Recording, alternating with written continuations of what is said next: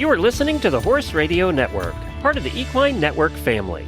What a beautiful day for horses in the morning. You are listening to the number one horse podcast in the world. Here's your entertaining look at the horse world and the people in it.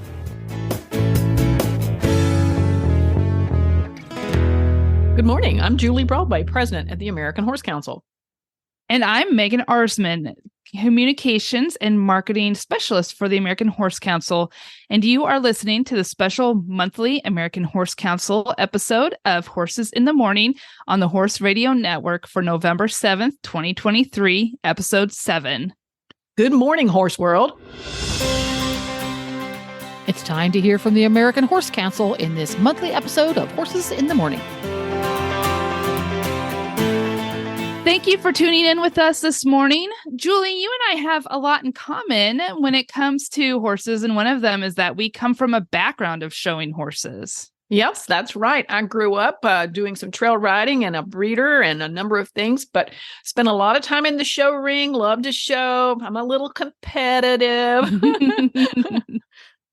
Yes, your husband shared a picture with us and the intense look on your face in the show ring, and he says, "I don't know how you girls enjoy this when you look that way." And I said, "It's called focus. It's called intense focus."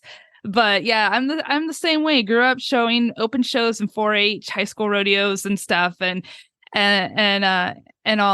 definitely I enjoy it. I enjoy showing horses in the competitions because I feel that it helps me become a better person and I learn how to be a better horsewoman.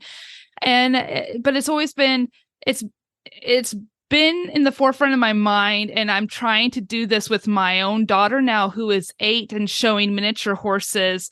Keeping the welfare of the horse in as number one. It's not about winning the blue ribbon. It's about taking care of your horse and showing it to its best abilities and making sure that you're having fun and that your horse is enjoying what you're doing and all. And so I think that's really important for everybody to keep in mind. And there's nothing like the fierceness of competition, but it's always been instilled that the horse comes first. So that's why I'm intrigued to talk with our guest for this episode. Julie, will you do the honors of telling our listeners about Winning with Horses? Yeah, so we first want to give a shout out to Trafalgar Books, Trafalgar Square Books, because they introduced us to our guest today, which is Shelley and Adam, who are the authors of a book called Winning with Horses. And so here's just a little bit of a context for our listeners.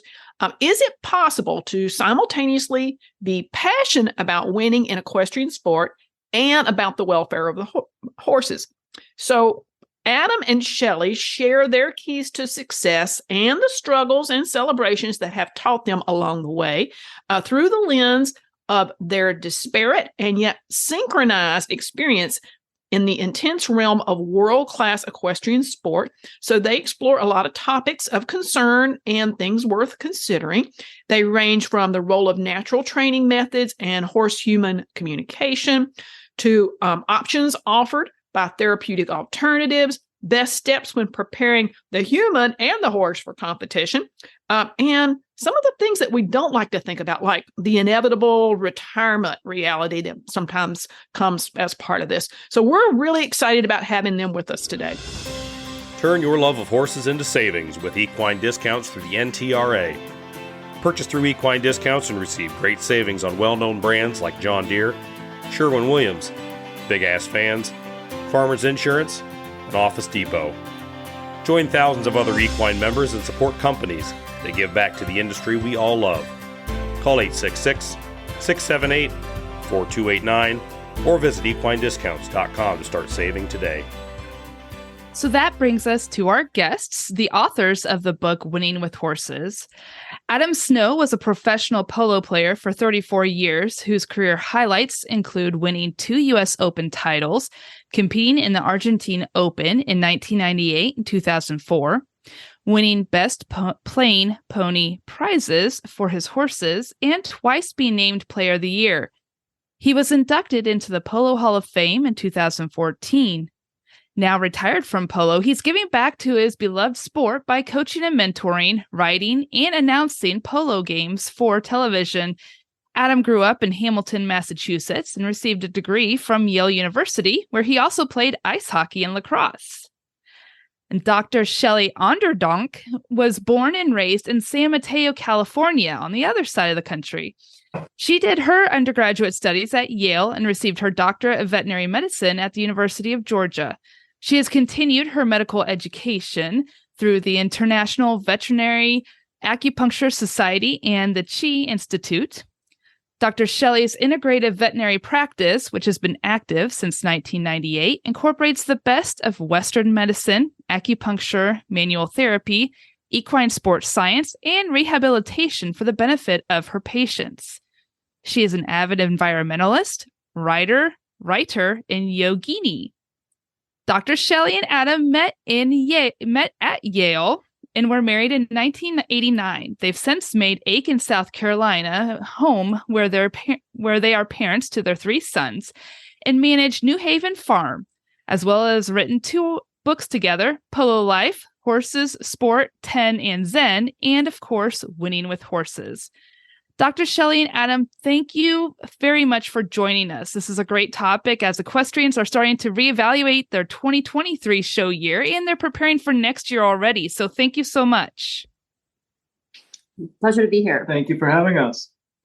Great. Hey, I bet the weather is beautiful in Aiken today. We're based in Washington, D.C., and we have a nice, should be fall day, but it's really kind of warm. And I bet it would be a great day to be outside and playing some polo in Aiken. It's gorgeous here. And actually, I'm getting to go play some chukkers after we get off the phone, after our Zoom call. But it's 75 and sunny. I'm envious. Jealous. Okay, well, let's get started. So tell us a little bit about what influenced this book. How did it come to be? What was the impetus for all of this? Well, we really wanted to answer this question of, is it possible to be simultaneously passionate about winning in equestrian sport and also about the welfare of the horses? And this question really came to the forefront in our minds after our first book. And really, we come down pretty strongly on the fact that our story is an explicit acknowledgement that doing good for the horse is also good for results in the competitive arena. And we wanted to explain how we do that and let other people try to emulate that. And for both of us, we're always searching and innovating for new ideas, trying to learn from everyone. But one of the sort of foundations is first thinking about the natural way to make innovations and proceeding from there. Great. Okay. Yeah. That I can see that resonating with a lot of people, not just readers of your book, but others who are always trying to think outside the box and also think about ways to be innovative and how they incorporate different strategies into coming up with a winning formula. So excellent. So whether it's, the idea of natural horsemanship, of making the wrong thing difficult and the right thing easy, or trying to play my horses barefoot, learning how to do trims. We're now practicing regenerative agriculture practices during the winter time so that the horses have some cover crops to graze on. But these are just a few of the examples of when we can keep it natural. We've found a lot of success with those techniques. That is really cool. And when you're talking about regenerative agriculture crops, what are you talking about? So we just rented the cedar last week for 3 days, and we put a cocktail of seeds on our pastures, which is a combination of legumes, several types of clover, cold weather grasses, as well as hairy vetch and daikon radish, chicory, flax. And it's kind of a win-win, which is something that we talk about in our books. This is actually giving the horses something to forage on during the winter. So it's kind which I love seeing, because I love it when the horses have their heads down and are relaxed in, yep. A grazing type of social environment. To me, that's like pasture therapy. So they always do that in the summertime here with our good grass, but in the wintertime, we've always had to sort of feed them hay. And so then they're not eating, all day long. So this, we have the horses happy, we're improving our soil health, and we're cutting down on our alfalfa cost at the start of the winter. So it's sort of That's huge. an example of what we call a win-win. Well, in the description of that cocktail, as you called it, sounds, if I was a horse, it sounds really yummy. All those ingredients sound like things that I would really enjoy eating. A nice salad. Exactly. Right. Well, evolutionarily, that's like one of those things. Like horses naturally really evolved to eat a lot of different things and be foragers. And we put them in stalls and then we feed them 2 things or something, and it's not really the way that they're meant to be. Yeah.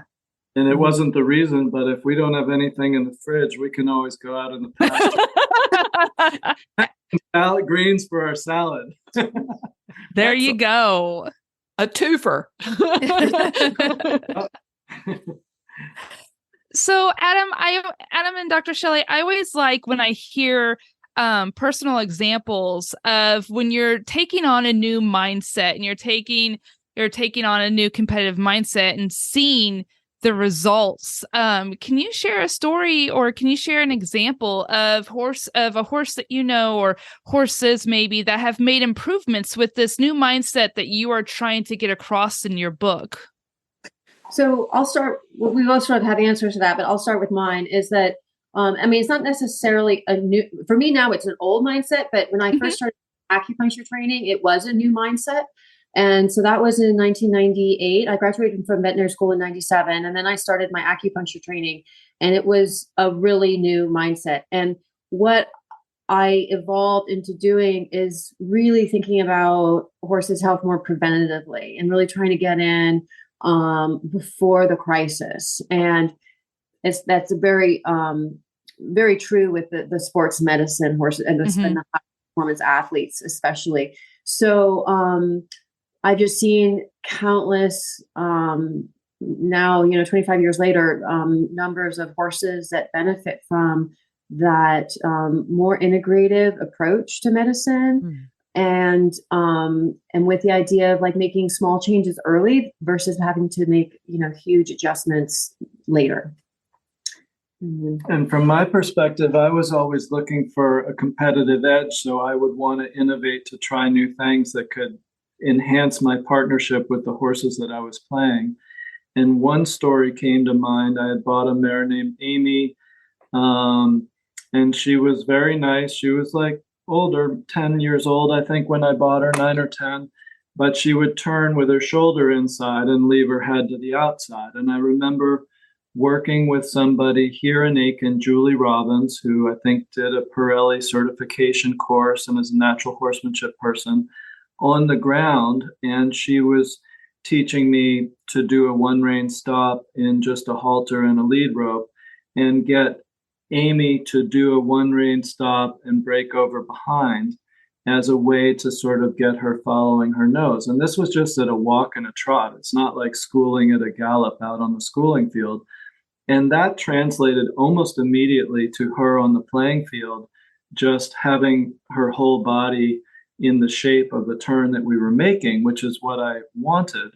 And that mare, a year and a half later, 2 years later, won Best Playing Pony of the U.S. Open, is one of the all-time favorite 3 best horses I've ever played. And I feel like that little, I don't know if that's an innovation or... Well, it's your willingness or our willingness to sort of, at that time, that was a relatively new concept for Adam. So, try something different, like get somebody in, a natural horsemanship trainer who we didn't really know that well, and see if she can help, And the other thing consistent with that is recently we had an opportunity to have Pat Pirelli here with his horses for a week or two.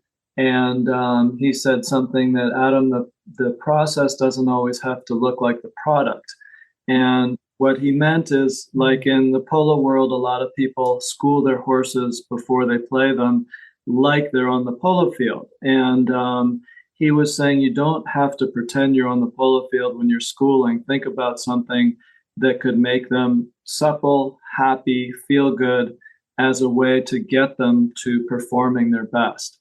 And I think that rang true and resonated with my story about Amy. The process doesn't have to look like the product. And it's particularly true with horses that, might not be so true with really young horses that you're still training them to do their job. But for horses that are on the cusp of knowing their job, or certainly the older ones who do have the appropriate training, it's really trying to get them with you and in a partnership. And so that's where Pat's words just really, really ring true to me, where you're trying to just make them physically and mentally prepared and happy. And that doesn't have to be grinding or drilling or anything like that. Right. Yeah, I'm reminded of a friend who used to say, they all need some time to just be a horse. Yes. That is what we're all about, especially with the socialization. I think the socialization is so important. So we really try to find the groups of horses that get along and they won't hurt each other, and stick with those groups and let everybody, unless we do have one horse right now who is, I think he was gelded late, and so he's just kind of nasty to everybody, and so he has to live by himself. But other than that, has buddies all the time. But Shelley is a huge proponent of turnout, and I think Ingrid Klemke, who said if she couldn't turn her horses out, she wouldn't own them. And our horses, my horses now, they come in, they eat, they exercise, they're around the barn and exercising for a couple hours, and the rest of the time they're out in pastures with their friends. That's Other great. than Pete, who's on his own. He's So in a Adam- large pasture, but he's on his own.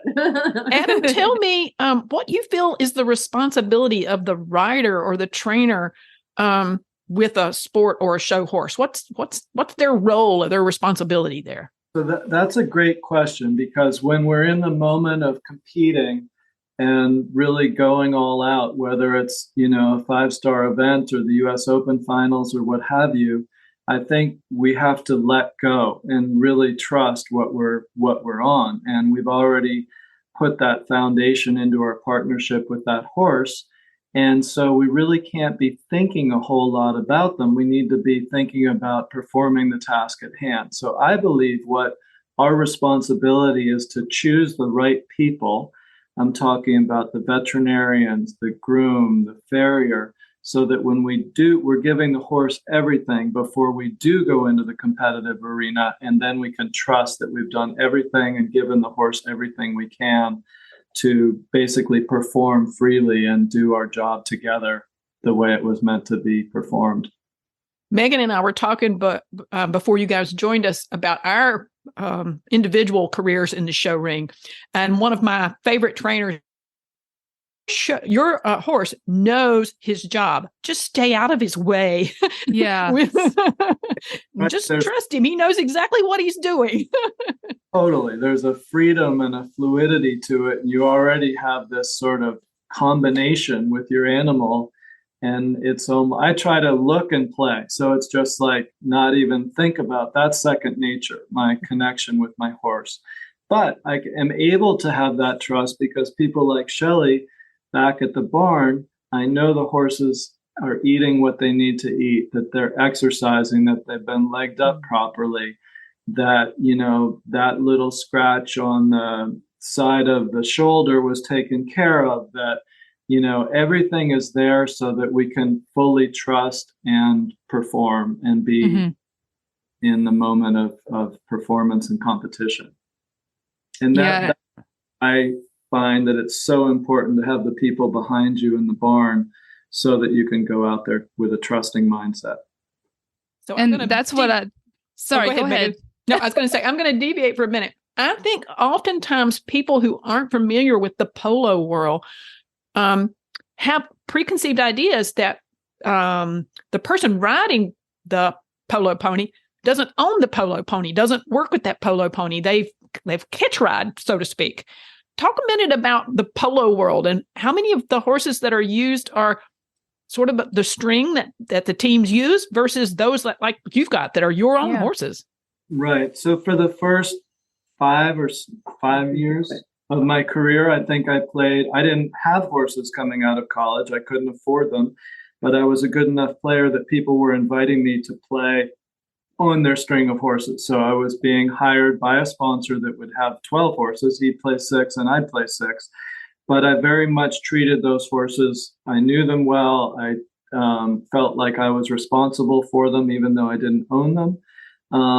But then as I transitioned into owning my own horses. And today it's much more common that the professionals own their own horses. Mm. But when I was beginning in the late 80s, early 90s, I was sometimes mounted by the teams I was playing for. And it was out of necessity my first 4 or 5 years out of college. Otherwise, I couldn't have afforded to play. But I had so today, most of the high gold players in Florida and in Argentina, and even when they go to England, are playing their own horses. There's still a couple really big organizations that mount their professionals, but it's rare today. Huh. Good background. Okay. Yeah, definitely. I'm living in Lexington. I loved going and watching polo on Sundays and everything at the Kentucky Horse Park. If anybody's ever there during the summer, I highly recommend it. It's fun to tailgate and watch the sport and see some true athleticism from the horses to the riders themselves. Thank you. We just got back from there because Shelley competed in the AECs with her event horse, River Dance, and we had a wonderful time up there. We love the Kentucky Horse Park. Yes. And there yes, was definitely going on one day we were there. Oh, now, so I'm going to have to say kudos to you, Dr. Shelley, because I think you eventer people have a whole different frame of mind when I watch you guys go. I'm like, ooh. They're brave. Yeah, exactly. Right. I wanted to ask Dr. Shelley, kind of the same respect as what we asked Adam. Dr. Shelley, what do you feel is the responsibility of the veterinarian with sport and show horses? I love how Adam said that as a trainer and as a professional, you really rely on your supportive cast. You rely on your veterinarian and, your grooms and your owners and everybody helping you out back at the farm to make sure that the horses are 100%. So that makes the veterinarian a key entity to the care, of course, to the sport horses and show horses. But what else do you feel is the responsibility of the veterinarian to make sure that these horses are happy and healthy competing? Yeah, so that's a really easy thing to do when you have a consistent and long-term client that you have a really good relationship with. Mm-hmm. Because then you can just have really honest conversations. You can say, I really think that you need to rest this horse. I don't think you should go to this competition. And they'll believe you because you've done it 3 other times. And 2 times you said you can go and it was fine. And then 1 time you said, no, you can't go this time. And they'll be like, okay, Mm-hmm. It's a much more difficult situation if you're coming in and you don't know, if you're not have a good relationship with the barn or a long-term relationship, or you're coming in for like a second opinion or that type of thing, that can be a little more difficult. And so, and legally, we really are responsible to our clients who are people. They're not the horses. And our Hippocratic oath is to obviously take care of the welfare of the animal. But legally, we're really bound to do what the clients want us to do, which for me, is very rarely have I, since I'm mostly an acupuncturist, very rarely have I said no to do something, because most of the time you can't really do much harm with acupuncture. There have been a few cases where I have said, no, I'm not going to do that because I felt like they were trying to mask pain or mask something to go and compete. If you're a more traditional veterinarian and you're doing joint injections a lot or something like that, or doing mesotherapy or things like that, then I think it really is problematic because you are being asked to do things by clients that you are getting paid to do, and that's your job. But yet, that it might not be really in the long-term benefit of the horse. And that's a big thing. So I really like to think of long-term thinking on these horses. They're not only because they are valuable financially, but more really because they deserve that, being a living being and in their own, selfhood. And but unfortunately, a lot of showing does revolve around, getting things fixed quickly. And there are a lot of really sad stories to do with that. Yeah. But I guess I'm a little fortunate. And it's probably one of the reasons, honestly, that I am doing what I'm doing, because I'm ethically comfortable with it. Mm-hmm. I know in the book you mentioned that sometimes we have to ask ourselves some hard questions when we're trying to maintain an athlete. Talk to us a minute about some of those hard questions. I know, for example, people are really reluctant to make a retirement or an estate plan, and that translates to the people part, but it also applies sometimes to the horses because it's time for them to retire and you need to have a strategy. But talk a little bit about those hard questions. What are some of those? Well, sometimes when Shelley wasn't with me, I'd have a dilemma about a horse, and I lost that element of trust because even though there was a veterinarian assessing them, I didn't have the same connection with that vet. They didn't know the animal for years the way Shelley did, and they also don't understand my sort of personal goals and balance them naturally or instinctively with the equestrian long-term health goals. And there was a situation that I write about in the book that I was out in Santa Barbara. We'd made the finals of the Pacific Coast Open, which is the biggest tournament of the summer out there. And my best mare had a little bit of a change on the tendon. I'd had to go home to take the kids back to school. And school.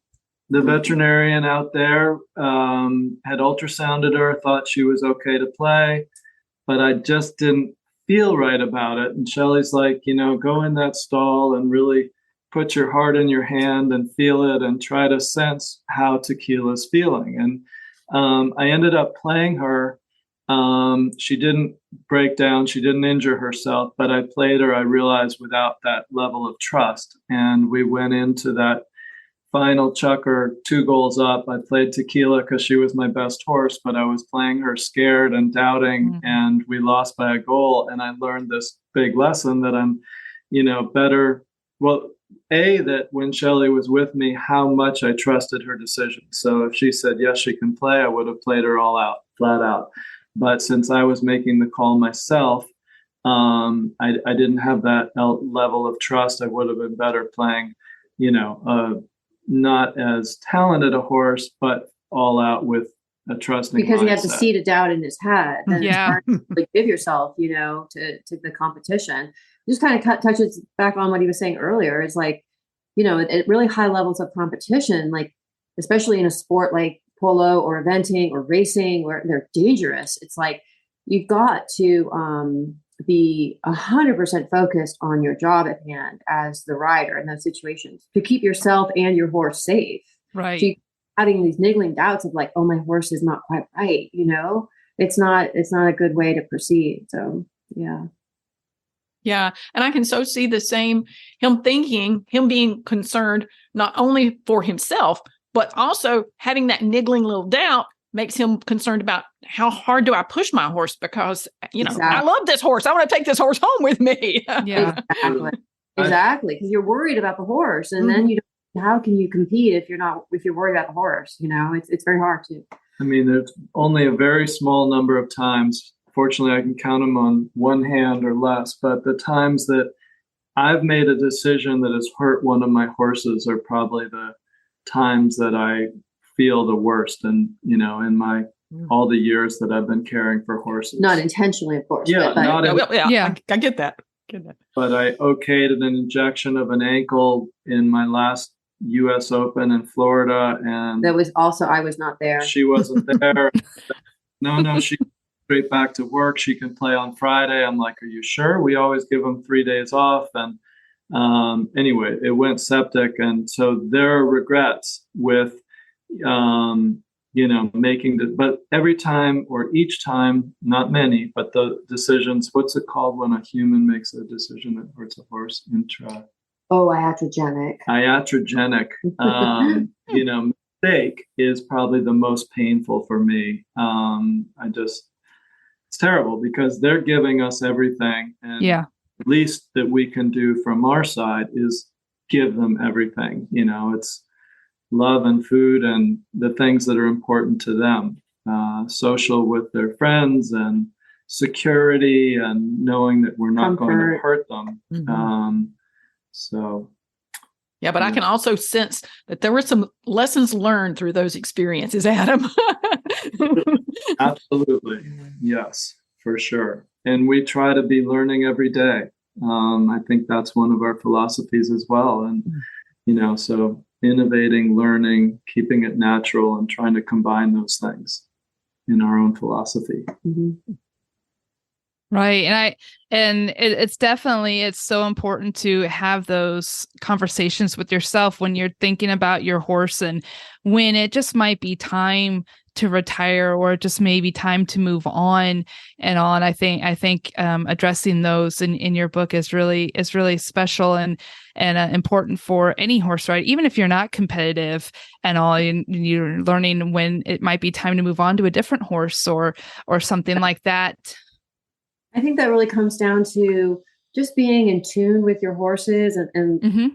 tell you basically through their behaviors, through their physical well-being. And so I do try to help my clients with that. It's, there's obviously some decisions that have to do with end of life as far as when to put a horse down. Mm-hmm. And that really, I think a veterinarian is really important. It's a really important thing for a veterinarian to help clients work through those and try to help them decide when that is appropriate or not. And then as far as, moving on to, a lower level in the same sport, like we will sometimes retire our horses from playing under Adam, which is a pretty high stress environment, to going and playing kids polo, for example. And it's amazing how the horses just immediately, they might have been nervous at the trailer when they were at polo with Adam. And then when they're with the kid, they're just like, everything's great.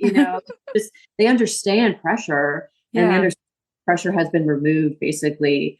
And that would be the same thing with jumping horses or event horses. They can go and start teaching the next generation type of thing. And then of course, sometimes our horses are used for breeding because a lot of them are mares. And then also a lot of our polo ponies and polo ponies in general make great trail horses just because they're so used to everything.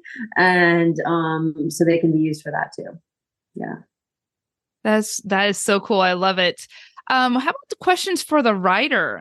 Is there a time that you really kind of start questioning? I know, Adam, you retired competitively, but it sounds like you're still playing and keeping up with everything. What are some of the tough questions that riders, besides, end of life discussions with your horse, but riders for yourself that you guys address in your book? So I always had it in the back of my mind that I was going to stop playing tournament polo by the time I turned 60. And I, in the spring of 2022, had a couple falls, and I was 58, and Shelly and I went to a Mexican restaurant after my second fall and just had a real heart-to-heart. And I was already had it in the window of sometime over the next 2 years, I want to be proactive about my retirement, not reactive. And I've had enough friends and peers that have had to be reactive, unfortunately, because of accidents.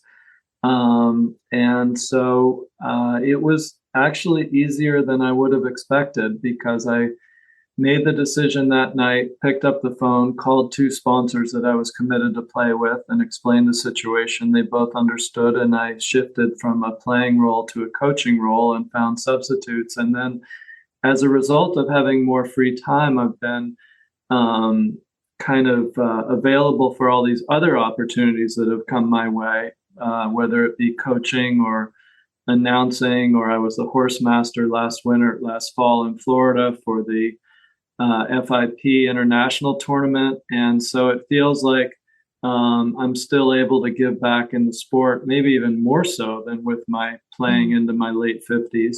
And I'm still playing Pro-Am polo and coaching league polo. So I'm still getting plenty of the sport and giving plenty to the sport. But I've stepped away from in the trenches tournament polo. Awesome. So just to kind of close our interview here, if you will, tell our listeners more about where to find the book and what to expect from the book. Well, our website is horsesinsport.com, and you can also find it on our publisher's website.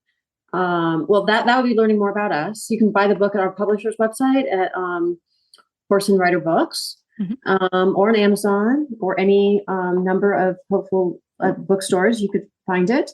And what we hope that people will learn from our book is some more of what we have been talking about today, but with some of the details about how you can go about improving the win-win situation with yourself and your horse at both the competitions and at home. Great. Thanks so much, guys. We really appreciate it. And everybody, please take an opportunity to check out this book. We think it's got some great stuff in it, and that you will really not only enjoy reading it, but you'll take away a lot from it. Thank you very much for having us. Thank you for having us. Thank you, Dr. Shelley. Thank you, Adam, for joining us. Thank you. Great questions. Here's some great reasons why your nonprofit should become a member of the United Horse Coalition. Through industry collaboration, the United Horse Coalition promotes education and options for at-risk and transitioning horses. Incentives for joining include access to a Home for Every Horse training portal and other educational materials and programs, assistance with promotion, networking with industry professionals, free listings on equine.com, Purina feed coupons. Join as a nonprofit or as a support organization. Become a member of the United Horse Coalition today. Find out more at unitedhorsecoalition.org/become a member. So, Megan, I want to share with the listeners a new development on the legislative front. So, the American Disabilities Act has not traditionally defined miniature horses as service animals, but they are getting ready to make some changes to those rules. And we're really excited about this. But there are some conditions. Not just any miniature horse can necessarily be qualified as a service animal. So just like a service dog or other type of animal that is in service, they have to have some training to do the specific job they do. They have to be housebroken. You can't take them on the plane if they don't meet some of these requirements. And what they say is that the regulations do not define a miniature horse, but the guidance traditionally says miniature horses are generally in the range in height from 24 inches to 34 inches, measured to the shoulders, and generally weigh between 70 and 100 pounds. So that's sort of where they start this. But I was so interested in the fact that they've written out specific criteria, like the type, size, and weight of the horse has to be able to be accommodated, whether the handler has sufficient control over the horse, whether it is housebroken, and whether the horse's presence in a specific facility compromises any legitimate safety requirements that might be necessary for safe operation. So I don't know the exact date that this will go into effect, but we have reached out to the American Miniature Horse Association and a number of other groups who use miniature horses a lot, especially in equine assisted services facilities and others, to get their input and comments so that we can submit a letter of support for this, but also to express whatever concerns groups might have about this. So more to come, listeners, about this, but look for that, we hope, in the not too distant future. I think it's fun, and as somebody who owns a miniature horse and whose daughter shows miniature horses, you sit there and you think that they are kind of like big dogs and that type of thing. We've brought Gru into when my parents were alive, and we brought Gru, my daughter's black miniature horse, into my parents' house to visit my dad when he couldn't make it down to the barn and stuff, and just kind of thinking to myself, that could be Gru someday walking into, a nursing home or something like that. But it's funny when people see their eyes light up. And I think this is a real positive change. I just hope that there's some good, regulations, and that people follow those regulations, and you don't get into some of the dirty, shadowy kind of things, like people do with dogs to get on airplanes and stuff like that. So it'll be interesting to see. And of course, you can keep up with where that legislation is going on our website and our social media channels.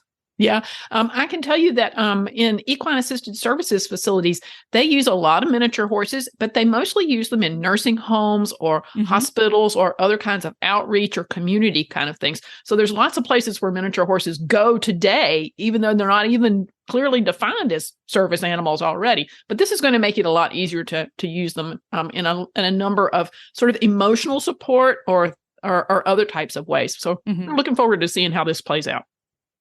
Very cool. Very cool. Well, we want to thank you guys for joining us today.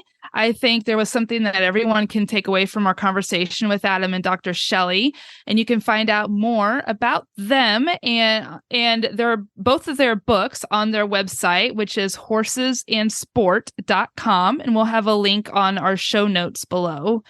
And Winning with Horses is published by Trafalgar Square and can be found on their website, horseandriderbooks.com. And Trafalgar Square, we have a great relationship with them. So we thank you so much for their support. And Megan, I want to give a little shout out because we've got a couple of great upcoming episodes. So let me talk a minute about that. Yes. We're going to hear from the American Horse Council's Marketing Alliance. So Jen Grant from Zoetis and Christy Landwehr with the National Reining Horse are on the Marketing Alliance. They're going to talk about the new campaign the Marketing Alliance has kicked off called Here for Horses. And we're really excited. It's got a new website, so go check that out. We're offering the general public ways to experience horses or to see horses. And we're really looking forward to sort of a bigger PSA, if you will, about that. So look to hear from Jen and Christy in an upcoming episode. We also are going to have a PhD student at the University of Florida, which is Caitlin Loonsman. And Caitlin recently completed her master's in agricultural education and communication, and her thesis was titled Horsepower: How Young Equine Experiences Impact Authentic Leadership Development. And I have seen and heard this presentation, and it is really powerful. I'm excited. The study focuses on how Horse Association members' equine experiences throughout their lives from youth to adulthood, and how those experiences have impacted their authentic leadership competencies, including self-awareness, balanced processing, ethics and morals, and relational transparency. So this is going to be a really great presentation. So look to hear more from Dr. Caitlin in an upcoming episode. Yeah, I'm excited to hear and talk with Dr. Caitlin because that's, that's kind of stuff that's right up both of our alleys and everything. And I think a lot of people will definitely get something out of that. So, yep, definitely. We're excited to be wrapping up the 2023, which is crazy to think, with some great episodes coming up. So we hope you guys tune in on the first Tuesday of every month. So we want to invite you to join the American Horse Council and get subscribed to our monthly newsletter, which shares the latest in all our legislative happenings, whether it's federal or state, as well as information that horse owners like you need to know about. Yep. And follow along. The American Horse Council is on social media. You can look at becoming a member of your local horse council to help support your beloved industry locally as well as nationally when you join AHC. You can subscribe to Horses in the Morning on any podcast player and find all the shows, including ours, on the Horse Radio Network at horseradionetwork.com. And as we like to say, #Here for Horses. See you next time. Thanks.